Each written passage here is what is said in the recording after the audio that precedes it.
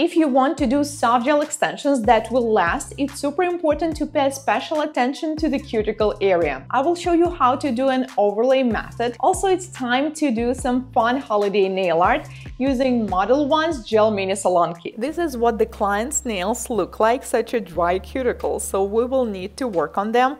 Also, she wanted to have element nails, and obviously with this length of natural nails it's not possible, so the only way is to do extensions. And soft gel extensions is also one of the easiest and fastest. Let's start with the prep and push back the cuticles using a plastic pusher which has the exact same shape as orange wood stick. It's included in the kit, and later I will show you what else is there. With every video and tutorial that I post, almost every time I get this kind of comment: watching the nail prep and the manicure was such a painful experience. I don't really get it, because pushing back the cuticles and manicure service with electric nail file overall is not a painful experience. I mean, it shouldn't be. And trust me, if it was painful, I don't think that any of the clients would ever come back. If it feels like a painful experience, then there's definitely something wrong. It should not be painful at any moment. Well, maybe for some people who are hypersensitive, some moments, such as trimming the nails or shaping them, might feel a bit uncomfortable, but it definitely should not be painful, not during the service, not after the service. Meanwhile, we are doing dry manicure, and by the way, this tutorial was recorded by my former student Anna Fox, and this part of the nail prep is super important. As I previously mentioned, this client has dry cuticles, and honestly, dry cuticles and dry skin is one of the easiest to work with electric nail file. So if you know someone who does, or you have dry skin, that it is definitely going to be much easier to practice and to learn how to use electric nail file.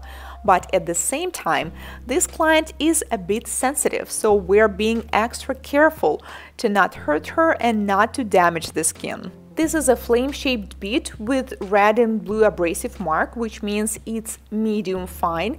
And first we need to push up the cuticles, work on the sidewalls, make sure there are no small hangnails left, and only when the area of the nail plate is absolutely free and clean of the cuticles, only after that we are going to trim them using the sphere-shaped diamond bead. The speed is 18,000 rotations per minute forward mode. When trimming the dry skin, it's very important to touch only the part that you're going to trim, because if you will accidentally touch too much skin around it, it will definitely cause some irritations and redness. And when we're done, it's important to get rid of all the dust and debris and to have clean nails for further prep and product application. Once the nails are dry and clean, we proceed to the next part of the step, and we're going to need this set of dehydrator and nail primer, and we're going to use both. Dehydrator is step number 1. It will prep the nail and get rid of all the excess moisture and oils. Apply it on the nails and let dry. Next step is non-acid primer. If you're dealing with a client who's experiencing product lifting all the time or with oily nails, then you can apply it on the entire nail plate, but with standard or dry nails, I prefer applying it only on the free edge. This base coat looks a bit different. Well, that's because it's from Gel Mini Salon Kit. It includes all the products you need to do gel manicure, base coat and top coat, 4 colors of gel polishes that we are going to use today, mini LED lamp, it's so cute with the snowflakes, and some additional accessories and supplies. If you did the nail prep well, it shouldn't be the problem to apply base coat properly. It should be a thin layer without touching the surrounding skin, but also try to get as close to the cuticle as possible, but of course avoid touching it. I really enjoy these new brushes that they have with a rounded shape. It makes it way more comfortable to apply the product near the cuticle. Do not forget to check the side view and make sure that you cover the sidewalls and the free edge area. When using a small portable lamp, you need to cure the base coat for 1 minute in LED. medium almond tips that we're going to use today. And first we need to find the matching sizes for the client, and using 4-in-1 gel tip glue, apply them on her nails. If you accidentally take too much gel that is needed, which is totally fine, the rest is going to squeeze from this area, so freeze cure it for 10 seconds, clean, and then proceed with the curing. If you are doing someone else's nails, then it is better to ask them to freeze cure the tip for you. 3 to 5 seconds is normally enough, and then you can fully cure it in the lamp. When doing your own nails, you can do both at once. When applying gel on the tip, I think it's much better and safer to apply a little bit more if you're not sure, because it's much easier to clean the excess. But if you will not apply enough, then it's going to be a problem. Cure for 1 minute and let's seal the underneath of the nail with a top coat, so we will not need to worry about the sticky surface and the digits showing up. Now let's use the base coat, or you can also use a builder gel.